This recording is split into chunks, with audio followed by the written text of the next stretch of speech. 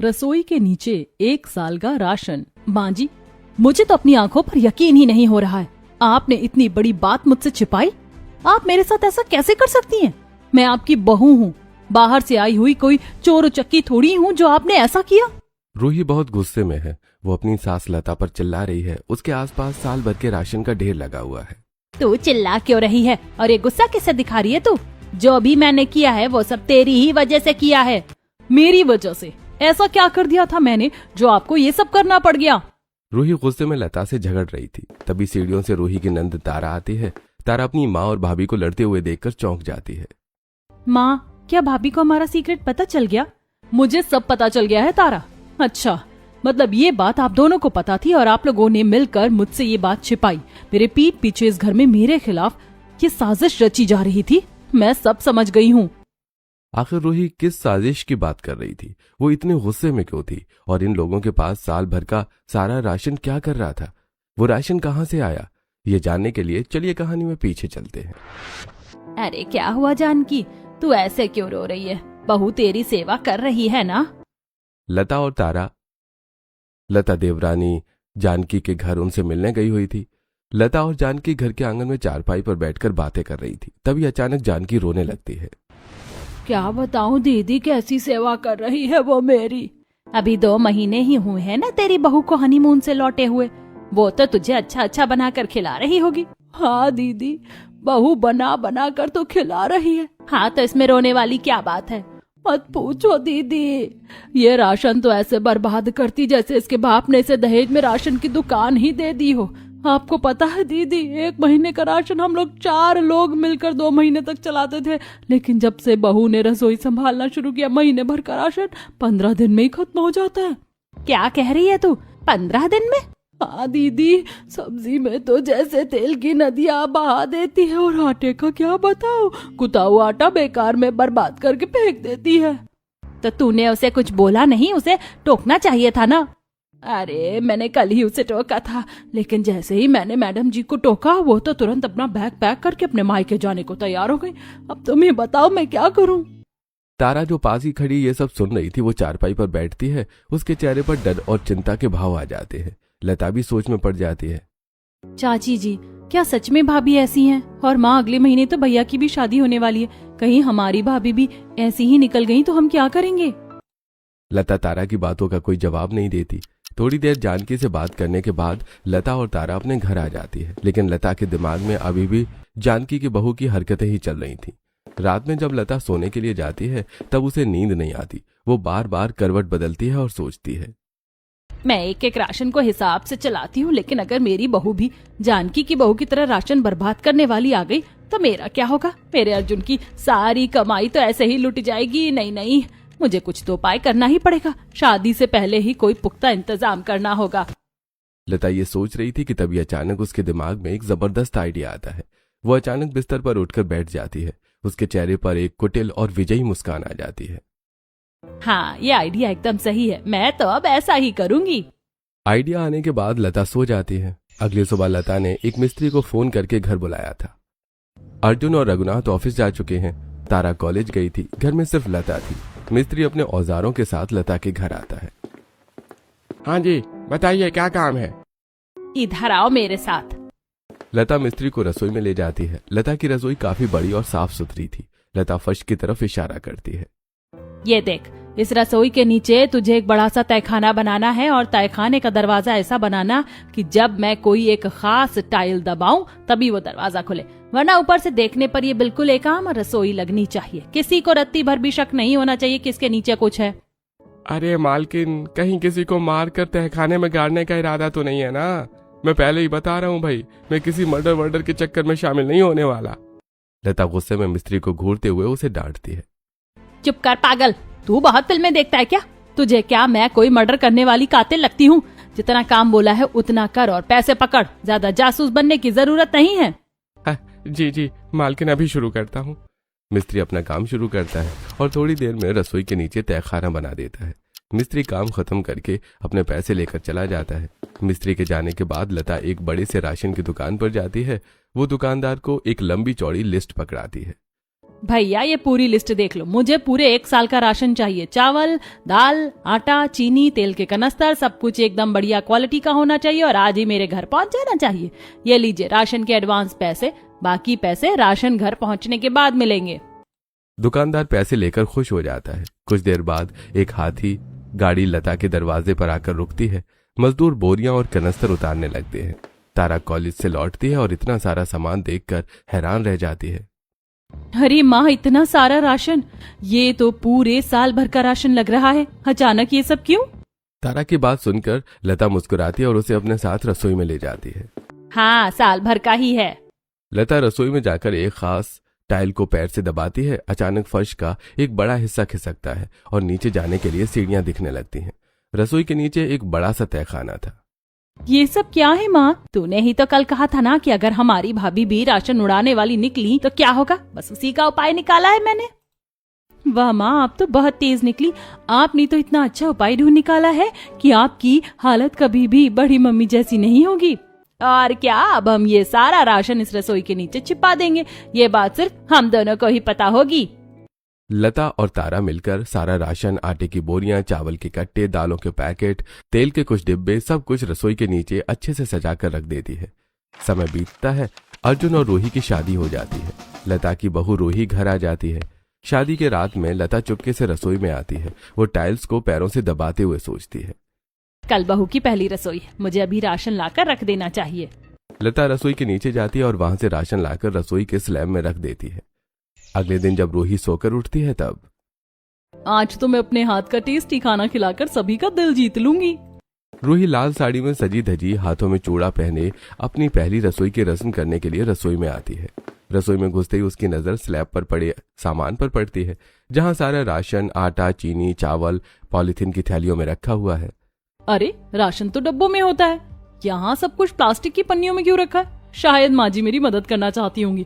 उन्हें लगा होगा कि मुझे अभी डब्बों के बारे में कुछ पता नहीं है, इसीलिए उन्होंने मेरी सहूलियत के लिए बाहर से अलग से राशन मंगवाकर पन्नियों में रख दिया है। कोई बात नहीं, चलो काम तो आसान हो गया।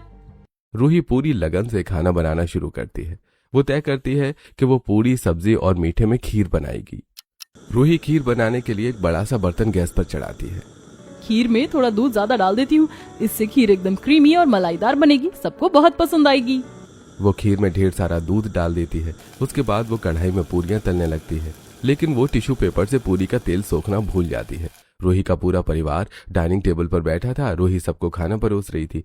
उसके खाने से बहुत अच्छी खुशबू आ रही थी। सभी खाना खाते हैं। अरे वाह बहू, खीर तो बहुत ही स्वादिष्ट बनी है। सच में रूही, पूरियां भी कितनी अच्छी और एकदम कुरकुरी बनी है, मजा आ गया। रघुनाथ और अर्जुन को तो रूही के हाथ का खाना बहुत पसंद आता है, लेकिन लता का ध्यान खाने के स्वाद पर कम और खाने में इस्तेमाल हुई चीजों पर ज्यादा है। उसकी तेज नजरें खीर की गाढ़ी मलाई और पूरियों से टपकते तेल को देख रही थी। हे भगवान, इस खीर में तो इसने ना जाने कितना दूध डाल दिया और ये पूरियां, इनमें तो तेल ही तेल नजर आ रहा है। ये पक्का बहुत सारा तेल कढ़ाई में डालकर बर्बाद कर रही है। मेरा शक बिल्कुल सही था, मेरी बहू भी जानकी की बहू जैसी ही है। अगर मैंने रसोई के नीचे 1 साल का राशन तहखाने में छुपाने का फैसला ना लिया होता तो ये तो मेरा घर ही लुटा देती। क्या हुआ माँ जी, आपको खाना पसंद नहीं आया क्या? नहीं बहू, ऐसी कोई बात नहीं, खाना बहुत ही टेस्टी है, मजा आ गया खाकर। सभी को खाना खिलाने के बाद रूही अपने घर के कामकाज में लग जाती है। रूही रात का खाना बनाने के लिए फिर से रसोई में जाती है। तब वो स्लैब और अलमारियों को देखती है। अभी भी सारा राशन पॉलीथिन में ही रखा हुआ था। अरे, अभी भी दाल, चावल, मसाले पॉलीथिन में रखा है। इस घर में राशन के असली डब्बे कहाँ हैं? रोज रोज पन्नियों से निकालकर खाना बनाना तो बहुत मुश्किल होगा। मुझे माँ जी से पूछना ही पड़ेगा कि उन्होंने राशन के कंटेनर्स कहाँ रखे हैं। रूही रसोई से बाहर निकलकर हॉल की तरफ बढ़ती है। हॉल में लता बैठी टीवी देख रही थी। माँ जी, एक बात पूछनी थी, हमारे घर की रसोई में राशन डब्बों में क्यों नहीं है? सब कुछ पन्नियों में क्यों रखा है? मुझे पहली रसोई के लिए लगा कि आपने अलग से मंगवाया होगा, लेकिन रात के खाने के लिए भी मुझे कोई डिब्बा नहीं मिल रहा। देख रूही, तू सोच रही होगी कि मैंने रसोई में ऐसा खुला खुला राशन क्यों नहीं रखा, डिब्बों में बस थोड़ा थोड़ा ही सामान क्यों है। असल में तुझे इस घर की पूरी स्थिति अभी पता नहीं है। तेरी शादी के वक्त घर में काफी सारे पैसे खर्च हो गए थे। जी माँ जी, मैं समझ सकती हूँ। हाँ, और अभी हमें बैंक के काफी सारे लोन के पैसे भी चुकाने हैं। अर्जुन के पिताजी की भी उतनी कमाई नहीं है और अर्जुन भी अकेला कितना करेगा, इसीलिए मैं एक बार में महीने भर का सारा राशन नहीं लाती हूँ। मैं थोड़ा थोड़ा करके ही राशन लाती हूँ ताकि हिसाब बना रहे। कोई बात नहीं माँ जी, आप चिंता मत कीजिए, मैं समझती हूँ, मैं बहुत ध्यान से सब कुछ इस्तेमाल करूंगी। रूही ज्यादा ओवर रिएक्ट नहीं करती। वो बहुत ही सादगी से सास की बातों को समझती है और अपना काम करने के लिए रसोई में चली जाती है। अरे यार, मुझे तो ये बात पता ही नहीं थी कि घर पर इतना लोन है। माँ जी सही कह रही हैं, अर्जुन दिन रात इतनी मेहनत करते हैं। मुझे अब खाना बनाते हुए थोड़ा ध्यान रखना होगा। मुझे हर चीज बहुत हिसाब से इस्तेमाल करनी चाहिए। रूही हिसाब से थोड़ा सा राशन निकाल कर खाना बनाने लगती है। ऐसे दिन गुजरते हैं। एक दिन में रूही दोपहर का खाना बनाने की तैयारी कर रही थी, तभी कोई उसके घर की डोरबेल बजाता है। रूही जाकर दरवाजा खोलती है। उसके सामने पड़ोस में रहने वाली एक गरीब औरत खड़ी थी। बहन, मेरे घर में कुछ मेहमान आ गए और मेरे घर में आटा खत्म हो गया है। मुझे बहुत जरूरत है, क्या तुम मुझे थोड़ा सा आटा दे सकती हो? आप यहीं रुकिए काकी, मैं अभी रसोई में जाकर देखती हूँ। रूही जल्दी से रसोई में जाती है और आटे की पॉलीथिन खोलती है। पॉलीथिन में बहुत ही थोड़ा सा आटा पड़ा हुआ है। आटा तो बहुत थोड़ा सा ही है, इसमें से अगर मैंने इन्हें दे दिया तो रात के लिए रोटियां नहीं बन पाएंगी। कोई बात नहीं, बेचारी को बहुत जरूरत है। मैं रात को रोटियों की जगह चावल बना दूंगी। एक दिन चावल खाने से कुछ नहीं बिगड़ेगा। ये आटा मैं इन्हें ही दे देती हूँ। रूही वो आटा एक बर्तन में डालती है और बाहर आकर उस गरीब पड़ोसन को दे देती है। कजरी उसे ढेरों दुआएं देकर चली जाती है, लेकिन तभी लता दूर खड़ी ये सब देख लेती है। लता तेज कदमों से रसोई में आती है, जहाँ रूही चावल निकालने की तैयारी कर रही है।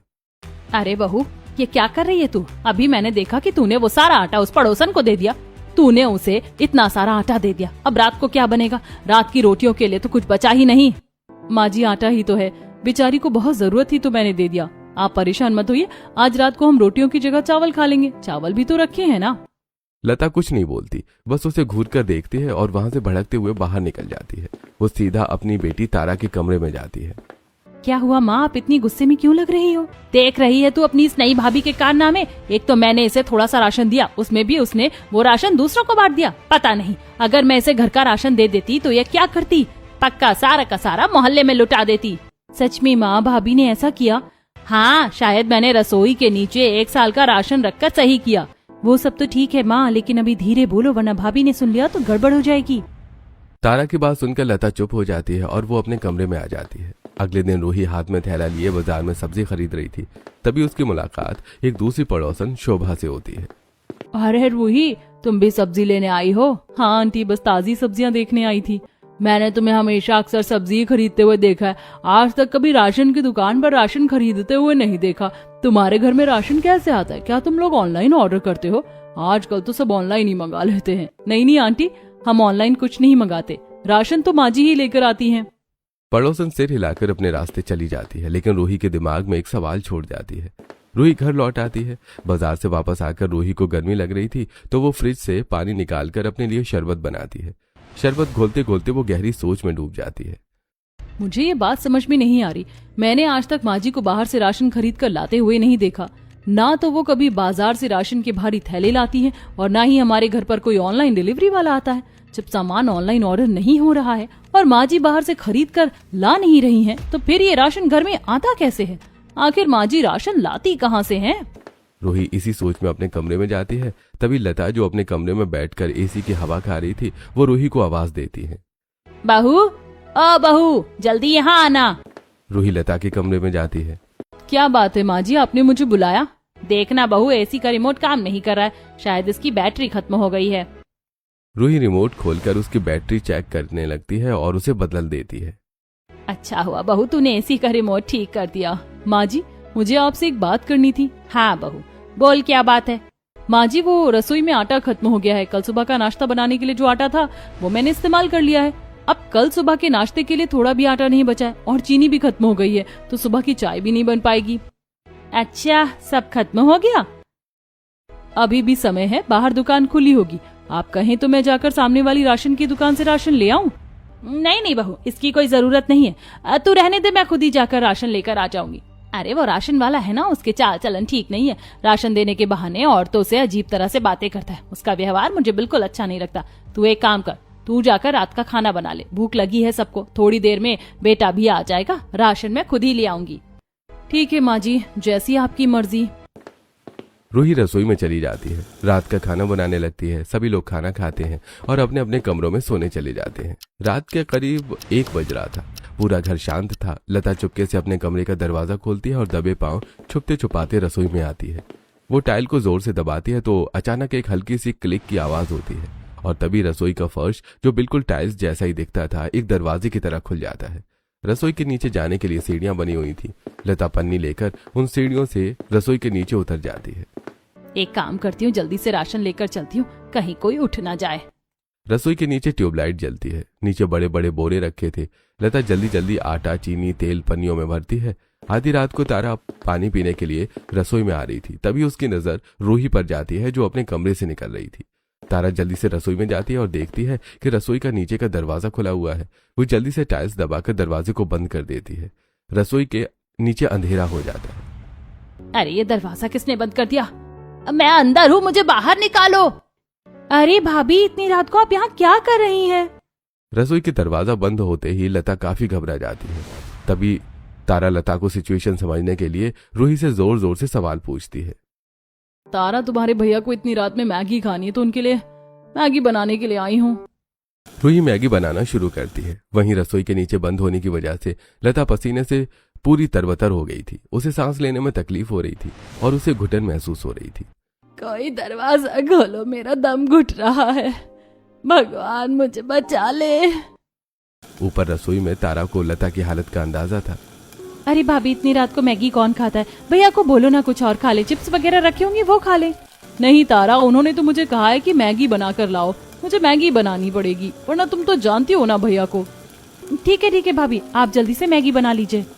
रूही जल्दी से मैगी बनाती है और मैगी को कटोरी में डालकर वापस अपने कमरे में चली जाती है। रूही के जाते ही तारा चैन की सांस लेती है और जल्दी से रसोई के नीचे जाने वाला दरवाजा खोलती है। रसोई के नीचे वाला दरवाजा खुलते ही लता पसीने से लथपथ, हांफते हुए और बुरी तरह घबराई हुई बाहर निकलती है। वो जमीन पर बैठ जाती है। अरे पागल लड़की, ये क्या किया था तूने? मुझे मारने का इरादा था क्या? मुझे अंदर बंद कर दिया तूने। माँ, मैंने आपको अंदर बंद नहीं किया था। वो तो रूही भाभी रसोई में आ गई थी और रसोई के नीचे जाने वाला रास्ता खुला था, इसीलिए मुझे जल्दी में दरवाजा बंद करना पड़ा। क्या रूही आ गई थी? हाँ माँ, वो मैगी बनाने आई थी। आपको तो मुझे थैंक यू बोलना चाहिए जो मैंने आपके सीक्रेट को बाहर आने से बचा लिया, वरना अगर भाभी को पता चल जाता तो सोचिए क्या होता। हाँ, चल अच्छा किया तूने। अब तू जा यहाँ से, मैं राशन रख देती हूँ और फिर सो जाती हूँ। लता राशन रखती है और दोनों अपने अपने कमरों में चली जाती है। ऐसे ही दिन गुजरते हैं। एक दिन तारा की कुछ सहेलियां घर आती हैं। तारा उनसे बातें करते हुए उन्हें अपने कमरे में ले जाती है। चलो मेरे कमरे में बैठो, हम आज पार्टी करेंगे। मैं पास्ता बनाकर लाती हूँ, फिर मजे करेंगे हम लोग। तारा रसोई में जाती है और देखती है कि रसोई में पास्ता खत्म हो गया है। पास्ता तो है ही नहीं है, बाहर से पास्ता लाने में तो काफी टाइम लग जाएगा। एक काम करती हूँ, रसोई के नीचे जाकर पास्ता ले आती हूँ। तारा सीधे टाइल को दबाती है और नीचे का दरवाजा खोल लेती है। वो तेजी से अंदर जाती है और एक डिब्बे से पास्ता निकालकर बाहर आ जाती है।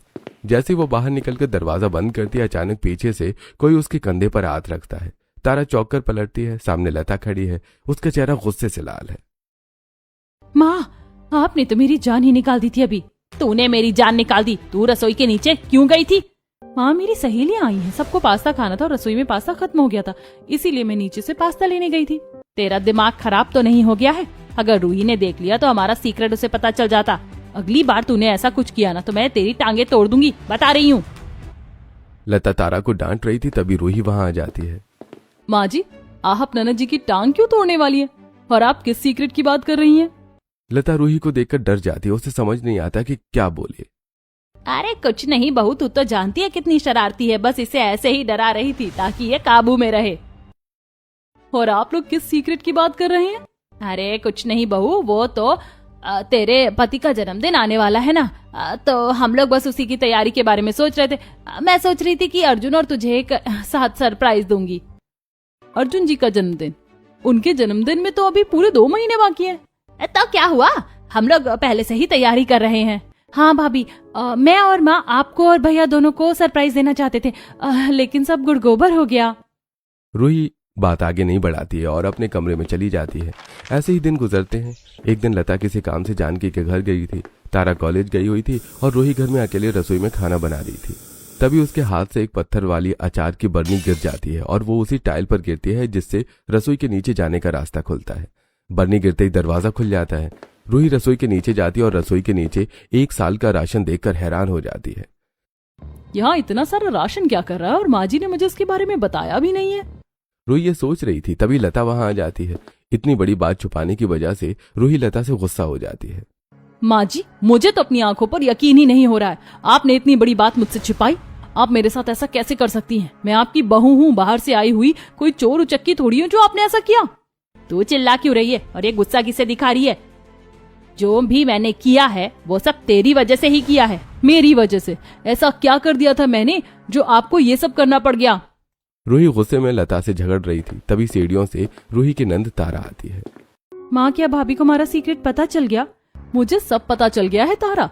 अच्छा, मतलब ये बात आप दोनों को भी पता थी और आप लोगों ने मिलकर मुझसे ये बात छिपाई। मेरे पीठ पीछे इस घर में मेरे खिलाफ ये साजिश रची थी।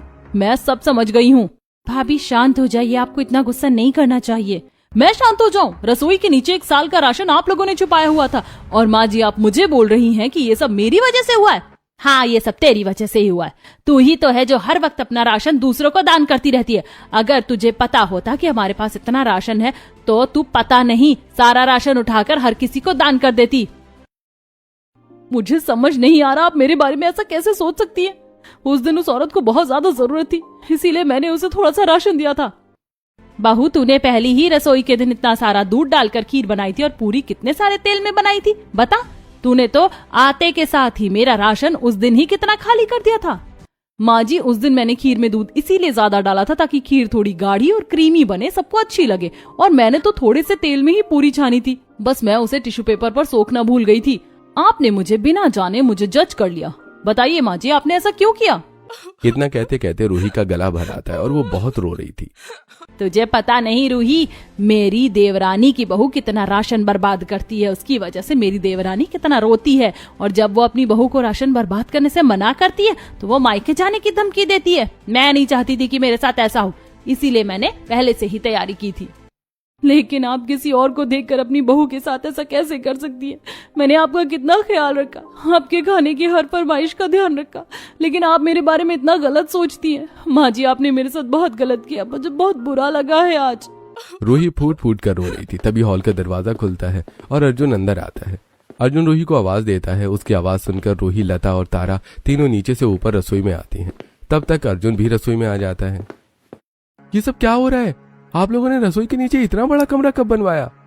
ये कमरा माँ जी ने बनवाया और आपको पता है रसोई के नीचे 1 साल का राशन रखा हुआ है। माँ जी ने मुझसे राशन को छुपा कर रखा था। माँ, राशन छुपाने की क्या जरूरत थी आपको? अरे बेटा, तेरी ये बीवी ये जब से आई है ना बस राशन लुटाने में लगी रहती है। मैंने सोचा कि कहीं ये सारा राशन ना लुटा दे, इसीलिए। ये तो बहुत गलत किया माँ आपने। ये बेचारी तो जिस दिन से आई है उस दिन से इस घर को अपना मानकर इसे कितने अच्छे से संभाल रही है और कितने प्यार से हम सबके लिए खाना बनाती है, पर इसे आपने अपनाया ही नहीं। इस बार आपने सही नहीं किया है माँ। रूही को रोते हुए देखकर और अपने भाई की बात सुनकर तारा को अपनी गलती का एहसास होता है। माँ, शायद हमने भाभी को बहुत जल्दी जज कर लिया था। हमें ऐसा नहीं करना चाहिए था। भैया और भाभी सही कह रहे हैं। मुझे लगता है कि आपको भाभी से माफी मांग लेनी चाहिए। मैं क्यों माफी मांगू? जो हुआ सो हुआ, अब उन बातों को भूल जाओ। घर परिवार में तो ऐसी बातें होती रहती हैं। लता बिना कुछ कहे वहां से अपने कमरे में चली जाती है। रूही रोती रहती है। अर्जुन उसे सांत्वना देता है। घर का माहौल तनावपूर्ण हो जाता है। अगले कुछ दिनों तक घर में कोई किसी से ज्यादा बात नहीं करता। रूही चुपचाप अपना काम करती है और लता भी उससे आंखें चुराती है। कुछ महीने बीत जाते हैं। एक दिन शहर में भयानक आंधी तूफान आता है। बाहर आसमान काला हो चुका था। अरे बहू, जल्दी से कपड़े लेकर आ, बहुत तेज बारिश होने वाली है। जी माँ जी, मैं छत पर कपड़े लेने ही जा रही हूँ। रूही छत से भागकर कपड़े उतार कर लाती है, लेकिन तब तक झमाझम बारिश होने लगती है। बारिश रुकने का नाम ही नहीं लेती। लगातार 4-5 दिन तक मूसलाधार बारिश होती है। सड़कों पर पानी भर जाता है। घर के अंदर भी सीलन आने लगती है। 5वें दिन पानी थोड़ा कम होता है। तारा टीवी पर न्यूज देख रही थी। माँ देखो ना, न्यूज में दे रहा है कि पानी जो है वो राशन की दुकानों में भी चला गया है। लोगों के घरों में राशन सड़ गया है। अभी तो बाहर से कुछ खाने को मिलेगा भी नहीं। अच्छा हुआ माँ, जो आपने रसोई के नीचे 1 साल का राशन रखा हुआ है। कम से कम हमारे पास तो खाने को है। हाँ, हमें भी चलकर देखना चाहिए, कहीं वो खराब तो नहीं हो गया। पूरा परिवार रसोई की तरफ दौड़ता है।